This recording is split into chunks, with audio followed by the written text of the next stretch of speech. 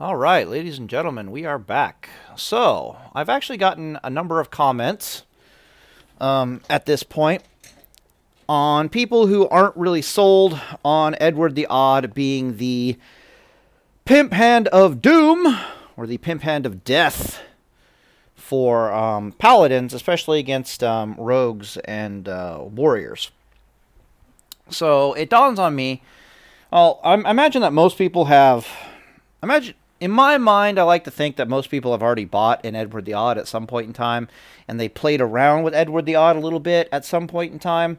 So once you buy this thing and you play around with it a little bit, it's going to become painfully obvious what I've been saying about it.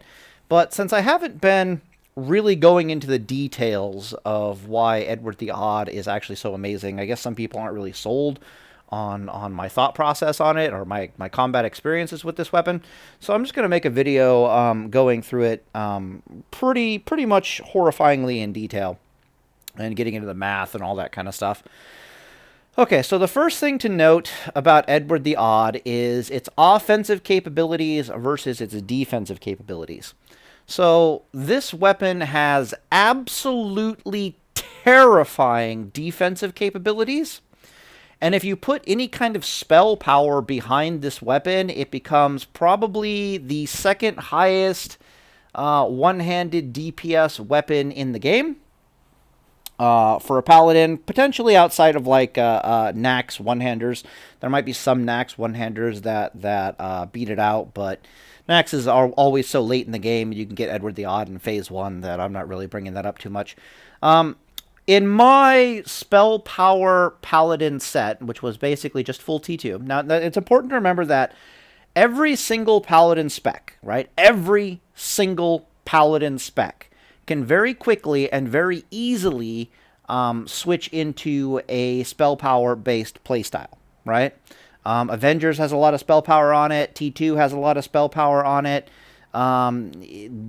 It's pretty ubiquitous, meaning commonplace, that people are going to have either T2 or they're going to have Avengers somewhere in their kit, and you slap on Avengers and bits and pieces of Tier 2, and behold, you got a Spell Power Paladin. So, in my Spell Power Paladin, I had like about 270 Spell Power. I was throwing out about 200-ish, give or take, DPS with Edward the Odd. That number seems low at first. 200 DPS sounds low for a combat-based Paladin. But when you look at something like... this should be Hand of Rag. Rag? Yes. Okay. So when you look at something like my proposed these days, like Tier 13 Hand of Rag, Thick Obsidian Breastplate Paladin... This thing actually probably only has about 200 DPS, give or take. So it's saying that my DPS here is like 133. And then you factor in, Judgment and this or that or something else like oils or whatever. Probably not oils. Then you're probably sitting at maybe 200 DPS. Maybe this thing doesn't even get up to 200 DPS. So 200 DPS is actually kind of frightening coming off of a one-hander. It gets weirder. Because this is a Holy Reckoning build, but in like a Ret Reckoning or a Deep Ret build, those two-handed builds will laugh at my one-handed... They'll laugh at my one-handed 200 DPS output.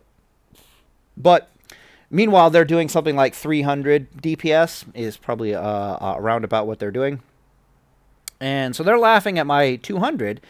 But the thing about the spell power build with Edward the Odd is and this is without oils, 200 without oils, without chilies, without oils, 200. About 60% or more of your DPS output is spell damage. And that's kind of important because if you're fighting like leather or you're fighting like cloth, that 300 versus 200 DPS is a pretty massive difference. But the moment you start fighting something like a warrior who's going to have like 50% armor, then it suddenly becomes like dead even. The DPS output of a Ret Reckoning or a Deep Ret Paladin versus a warrior is going to be about 200 DPS. So this is why I'm saying that Edward the Odd is particularly devastating when you use it against a warrior, and it's pretty damn useful, if not devastating, when you use it against a rogue. So that's its offensive capabilities kind of put into perspective. If this thing doesn't have any spell power behind it, if you're like in your deep Ret gear or you're in your deep Ret Reckoning gear, or no, deep Ret Reckoning, you're in your Ret Reckoning gear, switching to an Edward the Odd and then something else like going sword and board with Edward the Odd, Edward the Odd's DPS is going to be pretty meh. It's not going to be amazing. It's not going to be the worst thing ever, but it's definitely going to be a little underwhelming.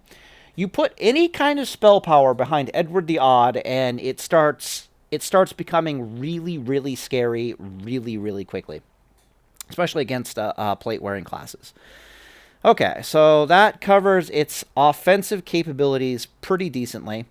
But where the meat of this video is going to be is its offensive capabilities pretty decently. But where the meat of this video is going to be is in its defensive capabilities, based primarily around its proc. Now, its proc does have some offensive capabilities, as I've mentioned, in the sense that if you end up being able to use the proc to heal yourself, very often what this means is you can suddenly start using your 6-second stun 100% offensively without any risk to yourself. You're not like all in using your 6-second stun. The other offensive advantage to this proc is it's very rare, but it has happened, and I'm not really sold on how much it avails me when it does happen, but it's kind of cool sometimes. Is sometimes you end up knocking the guy into Hammer of Wrath range, and then Edward the Odd decides to proc within like the next 2 melee swings or so. But that's only like a 10% or 11% chance, give or take. For the record, and we're going to type this here, Edward the Odd has a 18 is fine. It's got about a 5.6% proc chance per hit with SOR. Okay, so it's got, just so we're clear, it's not entirely sure if it's 5.6% or if it's actually like 6%. It's really hard to say. But one of the fascinating things about the proc rate of this item is people will look at the proc rate and they'll be like, oh my god, that's absolutely terrible. But the thing is, it's on a 1.6 second cooldown, which means that actually it's got like a 35% PC, we'll call that proc chance, every 10 seconds of swing time. Okay, which is probably the more effective number to use. It's like 35% proc chance every 10 seconds of swing time. That's actually pretty goddamn terrifying, and we're going to talk about this pretty quickly.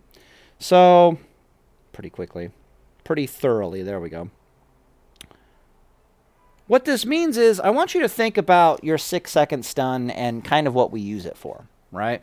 You can use your 6-second stun offensively, or you can use your 6-second stun defensively to heal yourself.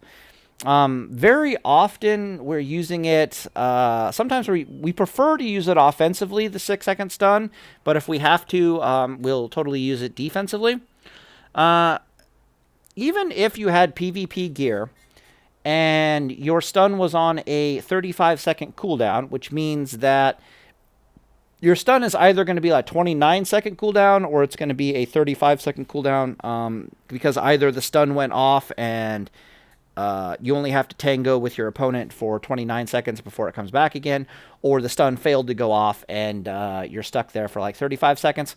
What this number is telling us at 35% is that Edward the Odd's proc rate is about once every 30 seconds of swing time you put on your target. And that doesn't sound amazing until you realize how it factors into everything else. So, and I'll probably type this here. Yeah, that'll be good. So you scroll over. Nah, we're good. Okay, so one of the fascinating things about Paladin that you guys probably are all painfully aware of by now is we have a lot of defensive cooldowns, but our defensive cooldown chain actually has a massive hole in it It has a massive gaping chunk of dead space where we have no CDs to use before some of our CDs start coming off of cooldown, and then those CDs allow us to keep chaining into more defensive CD cooldowns. So, for example, our CD cooldowns are, let's see, we got Root, we got Potion. Those are both on 2-minute cooldowns, separately, of course. We got Bubble, we got Stun. What else do we got? We got the Bop, which may or may not be effective, depending. And that's pretty much it. So all too often what happens with us when we're looking at, like, the chain is the chain, it will be like, let's say I try to throw a stun to heal myself, and the stun fails, all right? Well, the next thing in the chain is going to be, oh, shit, well, I didn't get to heal off my stun. Well, crap. I'm going to start using Whipper Root, and I might use Potion as well, right? Like, let's say you're fighting a rogue, and you're like, okay, I just came, the rogue just beat the shit out of me. I try to stun him, the stun fails. You're like, oh, crap, let me try to use my my healing potions in order to force him off of me. Like, I desperately just don't want to have to bubble. After we're, those, depending upon the combat, this might last us long enough to lead into another stun. Let's say it does not last long enough to lead us into another stun. We're forced to bubble, right? We're assuming that everything went wrong here. We're forced to bubble. I'm doing the defensive CC chain that is most typical for a Paladin. But then after your bubble, then typically you've got another stun to play with. But that's when you kind of enter the realm of dead space. Right, so I'll put a bunch of dots here, and then it's just capitals, dead space. So then you have this long period of dead space before your next something becomes available, before your forbearance wears off, and you can use your bop, before your potions come off a cooldown, before another stun is available. This dead space is almost entirely the length of time that it takes you to either come off forbearance or to do a stun. But if you can manage to survive through this dead space, what ends up happening is you have like another stun, and then you have like a bop you can play with, and then more than likely your roots and your potions are coming back off a cooldown, which ends up leading to like another stun, right? So this tends to be our life from a defensive cooldown perspective. Is we got this wonderful chain of defensive cooldowns that a lot of people bitch about. Like, Paladin's so hard to kill. They got so many tools, blah, blah, blah, blah, blah. But then we have this long chunk of dead space that's like 30, 40 seconds of dead space, give or take, depending upon how long your stun is, where we're very killable before we start having more tools to play with, defensively speaking, again.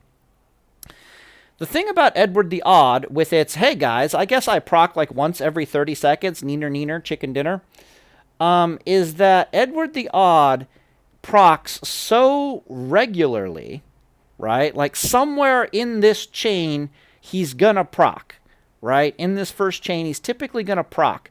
And all too often, he's actually filling the dead space with his procs from a defensive perspective, which means that he's actually completing the defensive cooldown chain to where you can almost never die as a Paladin, because it's like, if my stuns are failing, then Edward is there. If Edward's not there, then my stuns are there. And then sometimes Edward is there. Like, you just need him to proc like once or twice during the course of a combat, and the next thing you know, you got all kinds of options. This thing is a monster.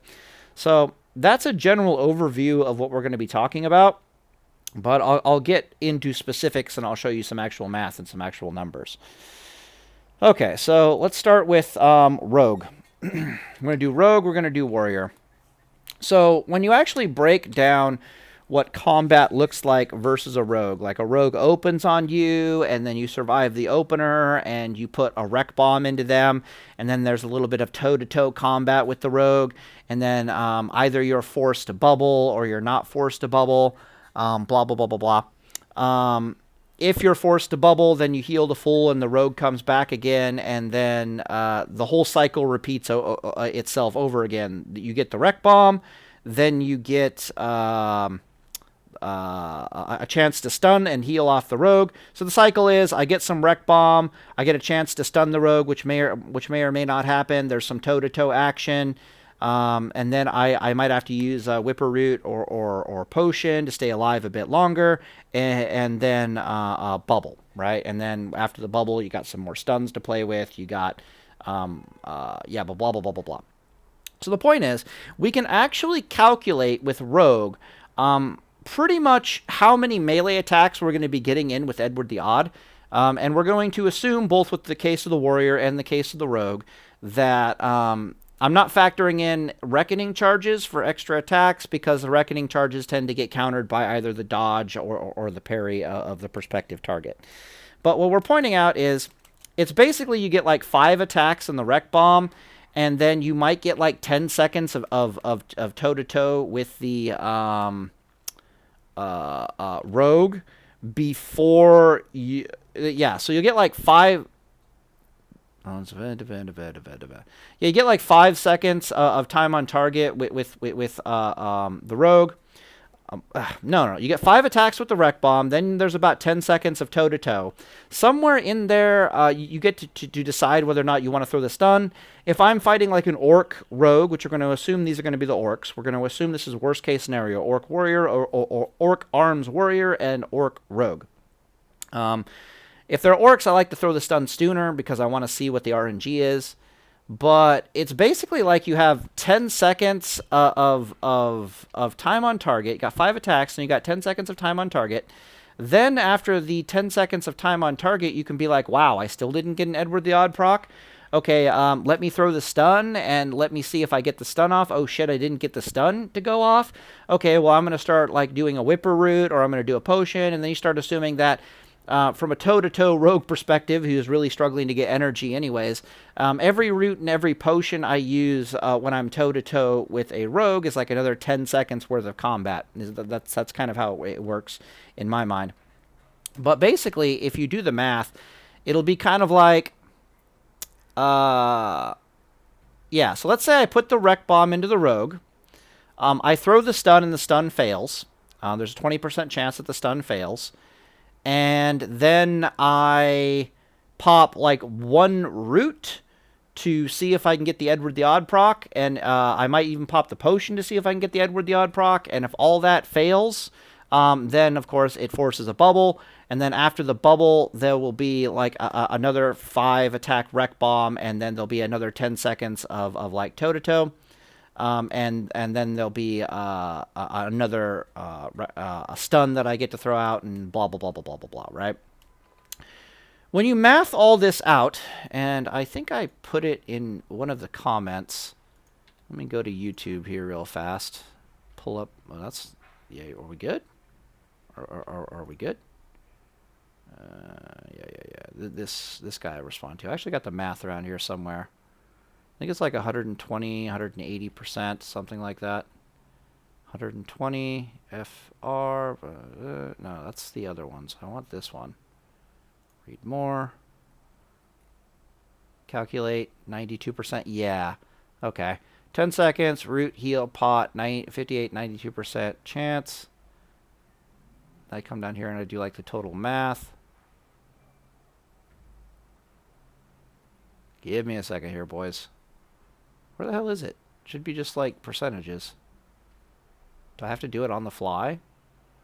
I can't find it because I suck. La la la la la la la. Orc. Yeah, okay, here's the percentages. Alright.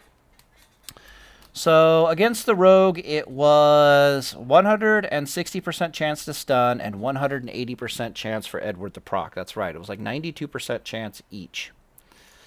Okay, so against a rogue... If I start calculating this, it'll be like the first opener before the bubble.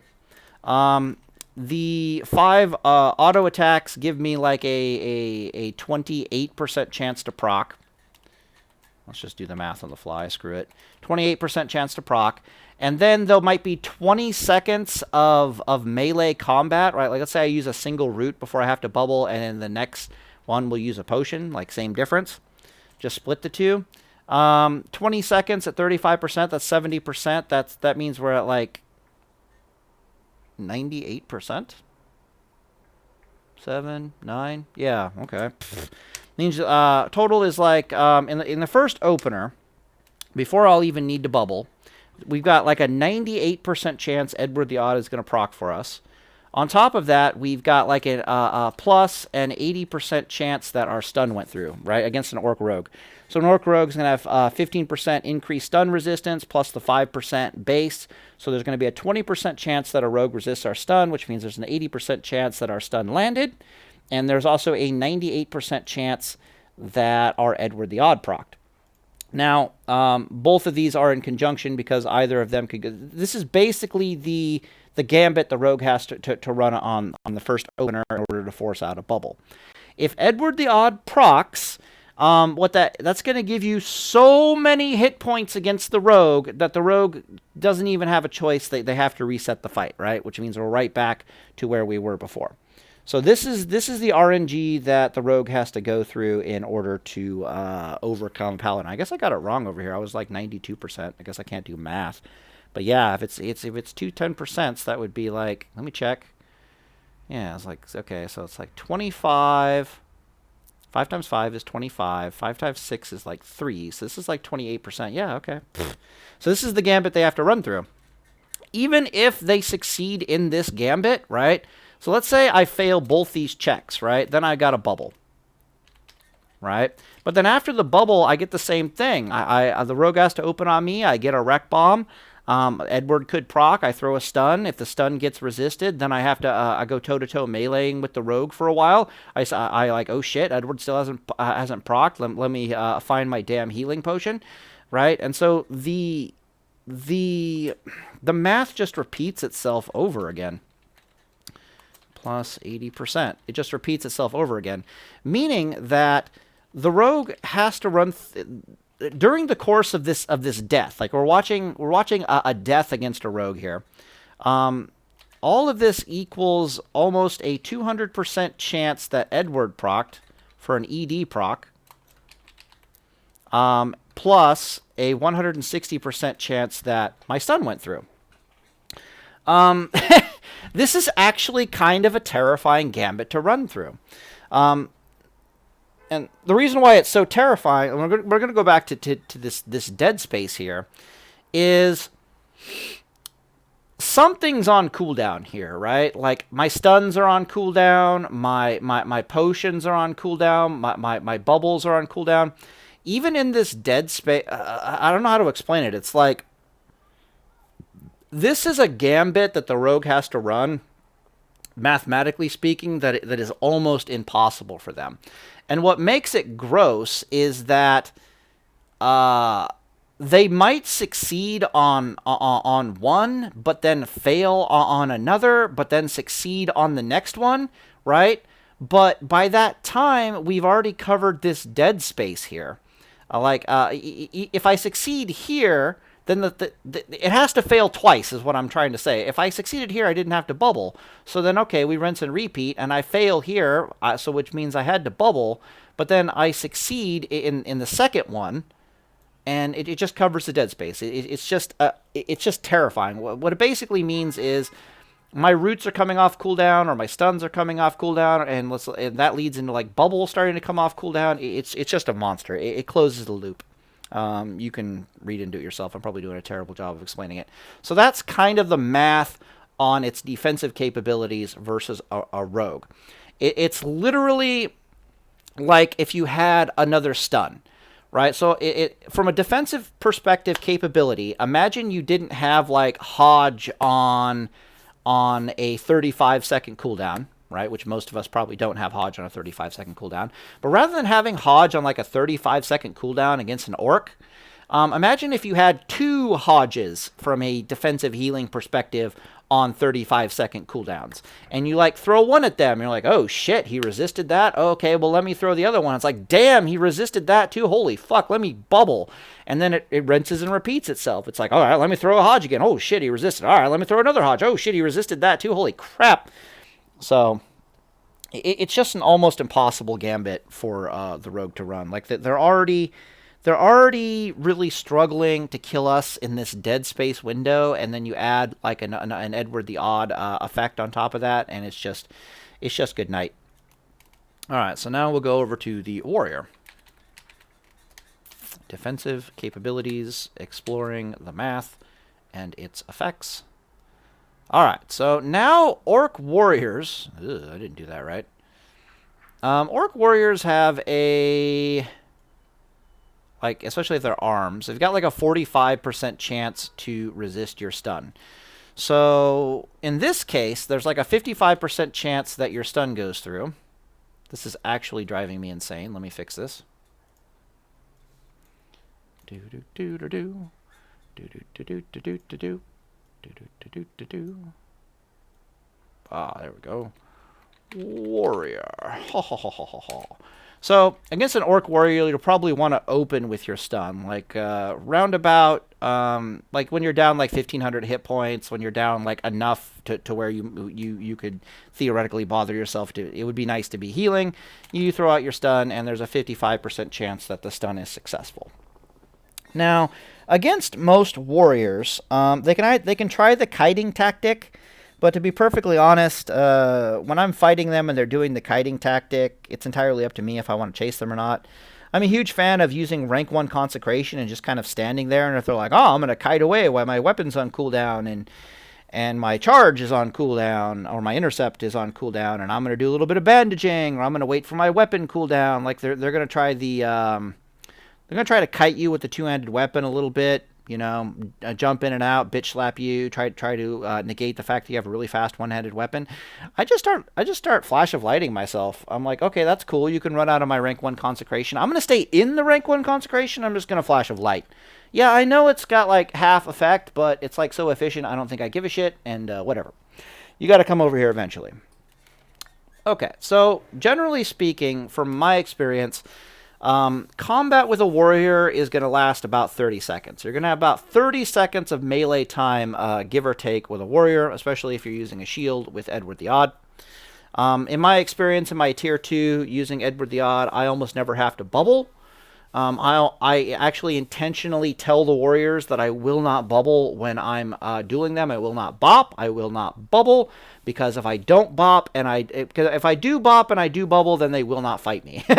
Because it's a nice, even fight if I don't use bop or bubble. But if I use bop or bubble, there's absolutely no, and Edward the Odd, there's absolutely no fucking chance for the warrior. All right, so the combat one way or the other is going to last about 30 seconds.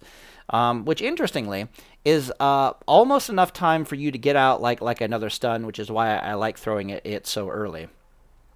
Okay, so the 55% chance that stun, we'll assume we're using bubble. And then you might be toe-to-toe with the warrior for upwards of like 30 seconds before you have to bubble during this entire time. So for Edward the Odd, it's about 100% proc rate. So Edward Odd's got like 100% proc rate. Then, bubble. Following the defensive CD chain. So after bubble, you're healed to full. Your stun is off cooldown. So we fight a little bit more, and then we throw the stun. 55% chance. There we go. And we have another 30 seconds of duking it out with the warrior, which is another 100% chance for Edward the Odd to proc, give or take.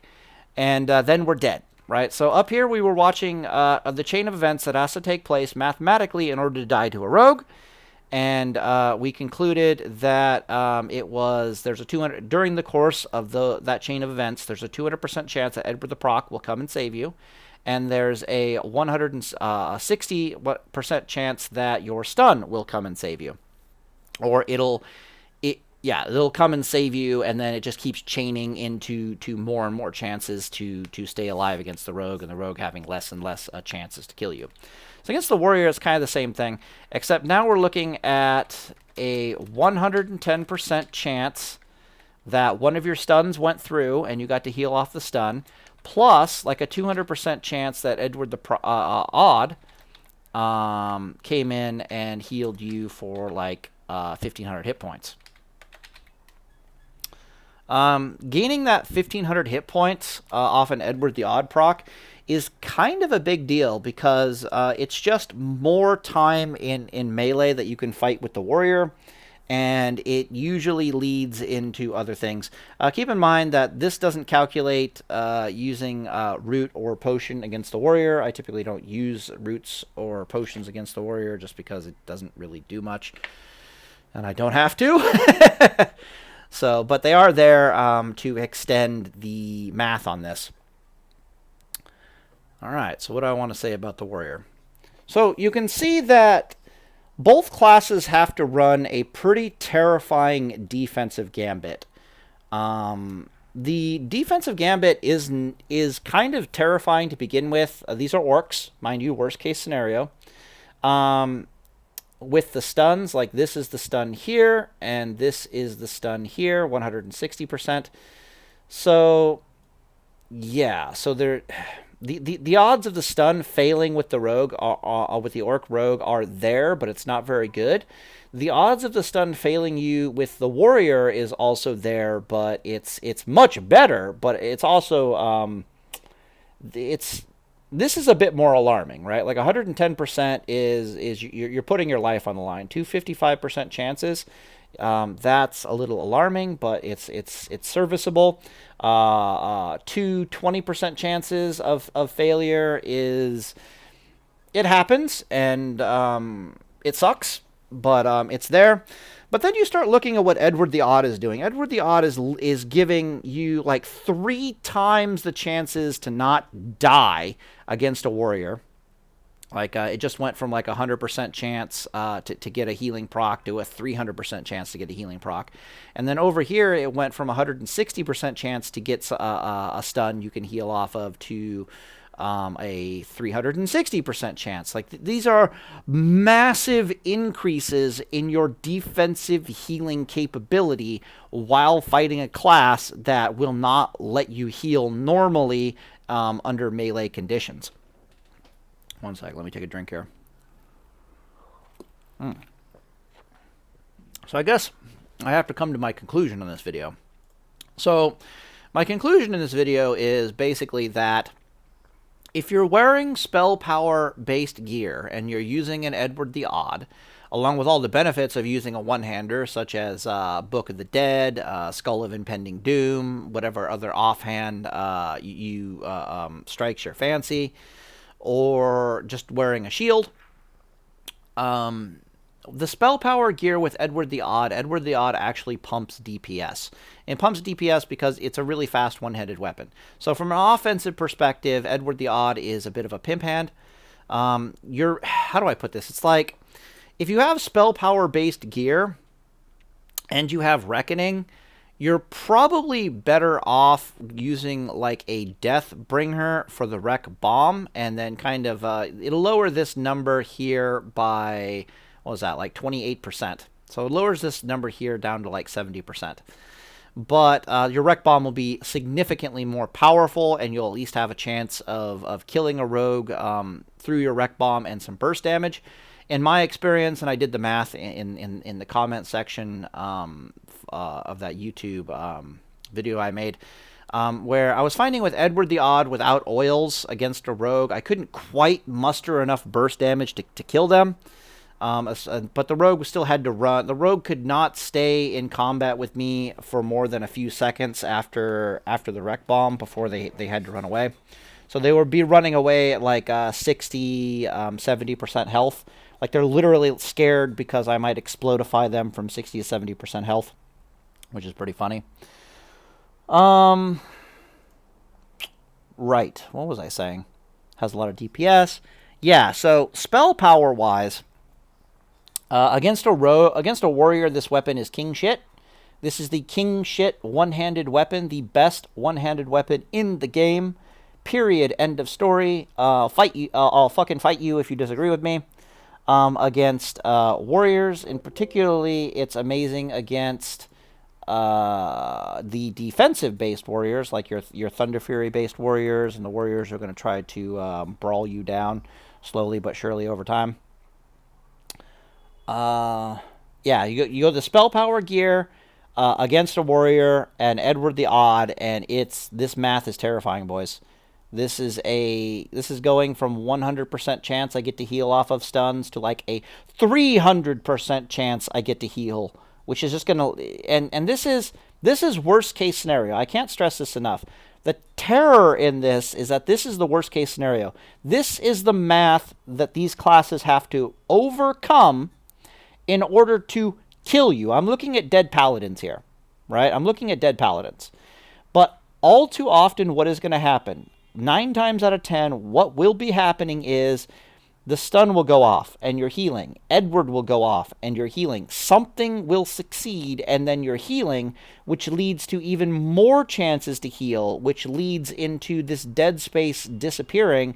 And then we have this massive uninterrupted chain of defensive cooldowns to play with. Our pots are coming off of cooldown. Our roots are coming off of cooldown. Oh, look, our stun is back up. Oh, look, Edward the Odd procced again. Oh, okay. Oh, look, my bubble is back. Really? My bubble's back? What the fuck?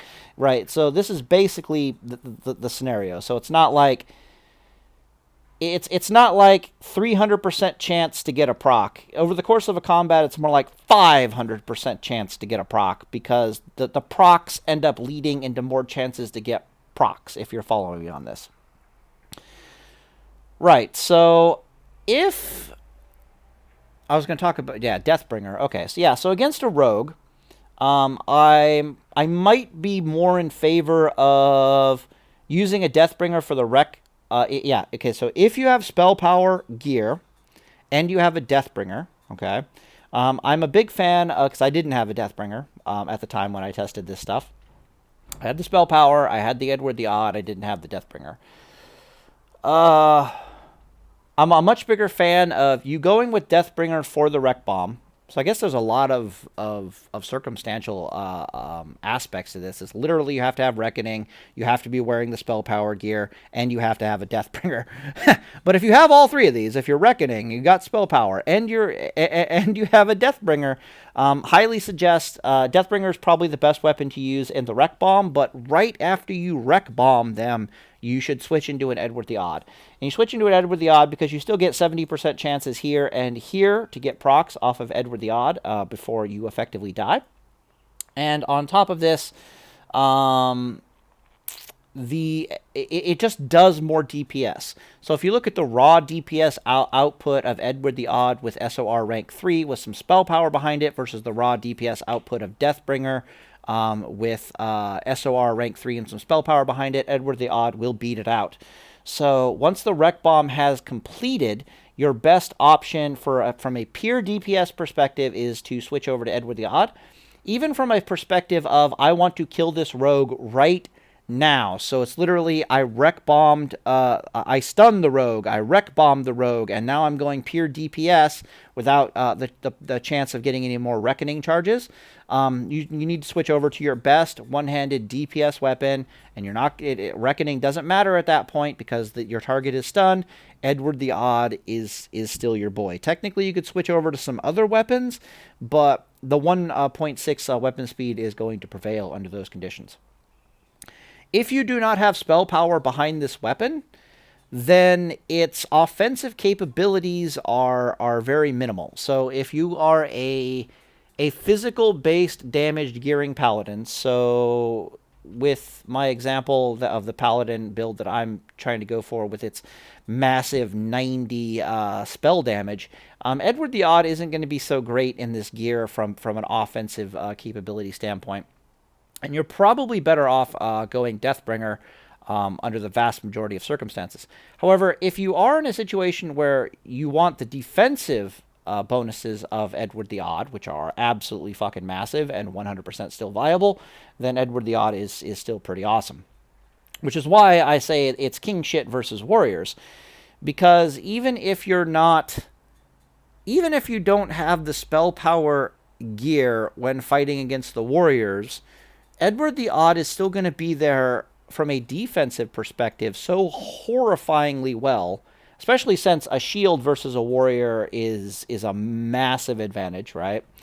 That it really doesn't matter. You're still going to beat them to death easily with Edward the Odd, even if you don't have the spell power behind it versus a warrior, just off of its defensive capabilities alone.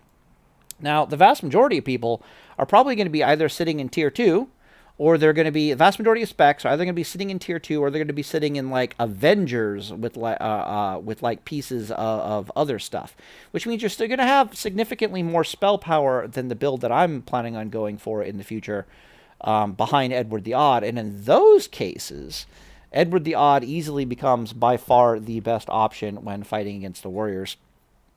So anyways, feel free to do the math on the Edward the Odd yourself. Feel free to think about how it works in conjunction with the rest of your gear. But just know that in my many duels experience on Classic WoW, what I have seen with this damn weapon is I've never seen a rogue or a warrior, no matter what their gear was, with the sole exception of a Thunder Fury fucking rogue, because I couldn't dispel all the dots, and eventually the wound poison stacked up into oblivion. With the sole exception of a Thunder Fury rogue, I have never seen a rogue or a warrior, even if the warrior's got like pure defensive gear and Thunder Fury, or if they're pure offensive, blah, blah, blah, blah, blah. I've never actually seen them successfully navigate this defensive chain here to a viable conclusion. Like I said in the previous video, the closest I ever saw was an Orc rogue, and what happened in that fight was my stun failed. Edward the Odd was refusing to proc. It was absolutely failing me to proc against the rogue. And then my 2 stuns failed. So I failed this 80%, and then I failed this 80% over here, and I was forced to bubble. And I used my my potion and my root. And what happened was I was like 5% life and about to die. Like the rogue had almost successfully navigated this causal chain, this percent causal chain of defensiveness to successfully kill me. I was almost dead. And then all of a sudden, Edward the Odd decided it wanted to proc twice, like back to back. And I shot back up to full life. And then the rogue basically, and then we're back to square one. He's got to try to navigate this defensive chain almost all over again. Except that time, he doesn't, except without cooldowns. So good luck. But that was the closest I ever saw. I must have did like 50 or 60 duels with orcs and with orc rogues and warriors. I never saw a successful navigation of this defensive chain, period. I have died to warriors when they popped recklessness and I didn't notice. So what happened in that particular case was I got down to like 40% life. Edward the Odd may or may not have procced. My stun may or may not have gone off. Couldn't really tell you. But I was feeling very comfortable at 40% life. And the warrior would be like at 20% life, right? So the warrior's like, oh shit, I'm going to lose. And what would happen is round about that time, if you don't know about warrior cooldowns, Mortal Strike on its 6-second cooldown and Whirlwind on its 10-second cooldown start coming off of their cooldowns simultaneously again. Like at first they're not in sync. But then eventually they about 30 seconds or so during their cooldown cycle, they come back in sync. I know this. I played an Orc Warrior back in the day. They come back off of sync. So when they come off of sync and the warrior has enough rage, what they can do is they can pop recklessness. And then before you know what the fuck is happening, you take a critical melee hit, followed by a critical mortal strike, followed by a critical whirlwind, followed by a critical execute. Let me think what the global cooldown looks like there. So there's going to be a global cooldown on the Mortal Strike into the Whirlwind. I'm not sure Execute is on the GCD. Yeah, I'm not sure Execute is on the GCD. But if you're not careful, what'll happen is they pop Recklessness when you're like at 40% life, and they chain together those cooldowns, and you just explode. And that usually will happen so quickly that you can't even bubble. It's just something to watch out for. But I have died under those conditions using a shield and Edward the Odd. Personally, I don't think it's much of a death, honestly, because the scenario is if the orc is at 20% life and I'm chilling at like 40% life and I still have my bubble, if I was taking the fight seriously, I would just bop and start Hammer of Wrathing him to death. Thank you. That's very nice of you. I would just bop and start Hammer of Wrathing. Okay, I'm going to kill you. Are we done? Mm-hmm. Yes? Okay. I would just bop and start Hammer of Wrathing him to death, or I would just bubble and finish him off. I wouldn't even risk it. If it was Drakova in the duel, he wouldn't risk it, but I was trying to be like an honorable duelist. I haven't even used bubble against you. I'm in a duel. I have no reason to suspect that an orc is going to be using recklessness to win a duel. If an orc does use recklessness to win a duel, like an actual duel, like we walked up to each other and I type /duel, so it actually initiates a duel with the horde. Yeah, I think I win. I consider that a win, not a loss. So again, I've never seen a successful navigation on the rogue's part. Never seen a successful navigation on the warrior's part unless they pop recklessness and do that crazy shenanigans. So yeah, hopefully this gives you an idea of my thoughts and my experiences with Edward the Odd. Like, I've seen it so often close this defensive CD chain that it basically, I'm telling you, it makes you virtually unkillable as a paladin. It's absolute murder to a rogue because you can get out a rogue's major defensive cooldowns with this thing. So, for example, let's say rather than using like a Deathbringer or a two-handed weapon and then going all in on getting the Hodge stun on the rogue and having like a 20% chance, you'd probably have like an 80% chance you straight up kill the rogue, which is amazing. But you've also got like a 20% chance that you just fail and die, right? Like, you're all in with that Hand of Justice, Wreck Bomb, Stun line of play. You're all in. Rather than going all in on the rogue, you can actually play with them a bit with Edward the Odd and just lean into the defensive capabilities of Edward the Odd, and you can use it to get out major defensive cooldowns from the rogue, and then after that, then you switch into like a Deathbringer, and then when they come for you the next time around, or you switch into like a two-hander, and either they're gonna concede or they're gonna try to come at you, and then because they don't have their defensive cooldowns, you're technically not all in. Right? You're technically not all in. But there's other scenarios where Edward the Odd procs for you. How do I put this? It's like, let's say I go with Deathbringer versus a rogue, and I throw the Hodge, and I'm technically all in on trying to kill them, right? So I wrecked bombed I came out of the rogue's stun. I stun the rogue immediately. I wreck bomb into the rogue's face because we can do that now. We don't have to walk behind them anymore. I wreck bomb with Deathbringer into the rogue's face, and I immediately switch into an Edward the Odd because it actually will do substantial DPS with spell power gear. If you're not using spell power gear, you might want to like chillax in. You might want to stick with Deathbringer and just hope you geared properly. And in that case, you are all in. Well, technically, you're not all in because, come to think of it, you could...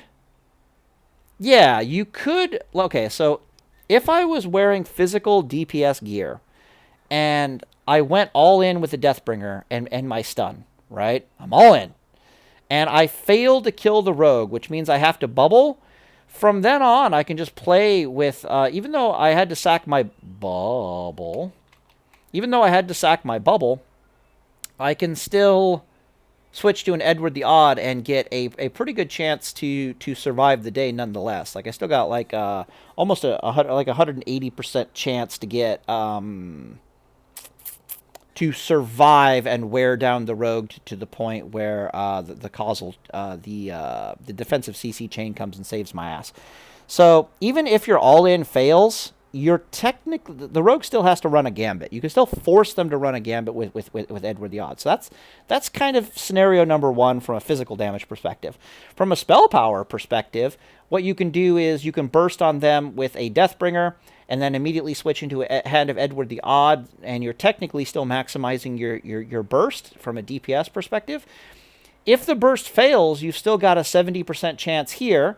You lose the 80% chance there because you use it on the stun, but it's still 70% and then 98 and then 80%, which means you're still chillaxing at like a what is that? Like a 250% chance to run the rogue out of cooldowns, and then you make it into you survive the dead space effectively, and you can rinse and repeat and do it over again. So there's a lot of usefulness in the defensive capabilities of Edward the Odd versus a rogue. I already mentioned that I think against Warrior, it is the Pimp Hand of Death. It's just absolutely fucking murder. Yeah, so continue thinking about what you can do with this weapon, and just know that this tends to be how it plays out. Like, this weapon, from a defensive perspective, this weapon is absolutely #1. Holy shit, except no substitute. From a offensive capability standpoint, this weapon will range from meh to holy shit, this thing is amazing, depending upon spell power or physical base damage gear. And lastly, but not least, you can chain it with other weapons and other effects from a purely defensive cooldown to make you less potentially all-in with your all-ins, because you've got a bubble to lean on, effectively. This one also kind of does little scary things against some of the other classes. For example, let me think. It's pretty goddamn good against Warlocks, because when it procs, you don't have to stop and heal yourself, and that's kind of a big deal against a Warlock. It's also a pretty good pimp hand against Shadow Priests, because once again, you don't have to stop and heal yourself when dealing with Shadow Priests, which means, would you please fuck off? Would you please die? No, yes. Okay, good. All right. Okay. Where was I? Yeah, against Shadow Priest, it's the same thing. So, against a Warlock and against a Shadow Priest, when I'm physically on top of them, I either want to be giving them the business with a two-hander if I'm a certain variant of Paladin, or I want to be giving them the business with a one-hander if I'm the more spell power-based Paladin. In that case, if I ever have to stop and heal myself, that is really bad, because that means that I'm literally going to get feared either before I can get the heal off, or they'll get distance on me, and either one is bad. The exact same thing happens versus Shaman and versus a Shadow Priest, where it's like having to physically stop and heal myself means that they can disengage from me. And that's a really, really big problem. Like, once I'm physically on top of these classes, I want to be able to stay on top of them as long as possible. And the only two ways for them to physically get me off of them, typically, are either to successfully fear me, or to stun me with a grenade, or to do enough damage to me that it forces to heal. And Edward the Odd is, as you can see, it's very likely to proc within within a 10-second time window. That it's very likely that you're going to be able to stay. It pushes that I'm going to get this that aspect of I'm going to get this Paladin the fuck off me by doing so much damage to them that I'm forcing them to have to stop and heal. That's my plan for getting them for getting the Paladin off me. This plan is most often seen with Shamans, which is why Edward the Odd is also a pimp hand against Shamans. The tactic to use against Shamans predominantly is you close with the Shaman with like a one-hander of your choice. You can do with a two-hander of your choice. You can do a one-hander. This is a Reckoning perspective. You can do a one-hander. That gives you the option for the Skeleton Pet Summon, which is also extremely viable against Shamans. But once you close and you do your two-handed melee attack, you immediately switch into an Edward the Odd and you start beating their dick off. You switch into Edward the Odd and Seal of Righteousness, both for the massive amount of pushback that you get against their spell casting, but you do it also because it might proc. In fact, there's a very good chance that it'll proc for you.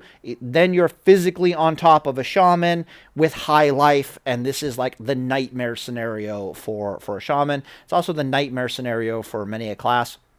You could argue that it's less effective against a Shadow Priest than potentially like a Flurry Axe, but I would argue that when it procs, it's just kind of nice to get like a Holy Light in if you have the mana to get a Holy Light in. If you don't have the mana to get a Holy Light in, maybe, or not a Holy Light, a Flash of Light in. You could do like a rank 1 Flash of Light if your spell power and your healing gear is up there. But generally speaking, you're just more interested in the fact that it is our second highest damage dealing one-handed weapon that we can possibly have. The number one highest DPS one-handed weapon, if you have spell power behind it, is the Blood Drinker. But Blood Drinker has got a 2-second swing time, and what is it? It's got a 2-second swing time, which means it's not very good for the whole pushback thing, and it's not very good for the mana or the health recovery from Seal of Wisdom or Seal of Light, which is a primary consideration when you're fighting against Shadow Priest, and it's a slight consideration when you're fighting against Shamans and Warlocks. So, for example, when I jump on a Shaman, I'm putting Judgment of Light on him, and then I'm using SOR, and I want that fast one-handed weapon to maximize any pushback that may be occurring under those conditions, and to maximize the healing pullback I get from the Judgment of Light. And of course, I want to maximize the potential every 10 seconds. The potential every 10 seconds that Edward procs, and then boom, I have way more hit points to play with, and this thing is just a monster. This thing is a monster. So, for the record, you can watch my old weapon guides video, and you'll notice that Edward the Odd was flying under the radar a bit for me the entire time. It was on the list. It was a thing that I would talk about, but I hadn't really dueled yet with it and with all the other weapons. And then when I started dueling with it and all the other weapons, I started noticing everything I've been telling you here so far. And I'm like, wow, this thing slaps, and this thing doesn't let me die. This thing doesn't let me die. So at this point, I'm pretty much convinced that I'm Flurry Axe is all right, but Edward the Odd is better. Blood Drinker is good, but Edward the Odd is better. Just about any circumstance where I'd want to use a Blood Drinker, Edward the Odd is going to be superior. The only weapon I can think of that even remotely comes close to Edward the Odd is Deathbringer, and Deathbringer is only decent because I've got Reckoning, and it's only good under very niche circumstances. If you were a physical based paladin, maybe the Deathbringer would be better, but I don't know what gear you're using. It's like, if you're using rank gear and you're going a physical based build, Deathbringer is probably definitively better. But if you're sitting in like Avengers and you're going